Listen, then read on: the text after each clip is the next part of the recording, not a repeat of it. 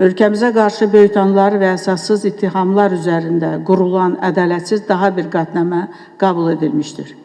Təəssüflə qeyd olunmalıdır ki, Avropa Parlamenti bu addımı ilə Azərbaycanda real vəziyyəti əks etdirməyən və beynəlxalq hüquq prinsiplərinə zidd olan qeyri-obyektiv və qərəzli praktikasını davam etdirmişdir.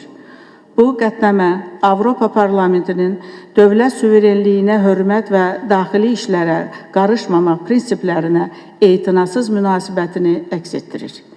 Sənəddə yer alan siyasi məhbusların mövcudluğu, siyasi təqiblər, akademik azadlıqlarını və mədəni hüquqlarının pozulması kimi ifadələr və digər ittihamları biz qətiyyətlə rədd edirik. Azərbaycan Respublikası qanunun aliliyi, dövlət institutlarının müstəqilliyi və öz vətəndaşları qarşısında cavabdehliyi prinsiplərinə dönmədən əməl edir. Demokratik institutların sərbəst fəaliyyət göstərməsi, vətəndaş cəmiyyətinin əsas elementlərinin qurulması və digər amillər dövlətimizin demokratiya yolu ilə irəliyə getmək əzmini və iradəsini nümayiş etdirir.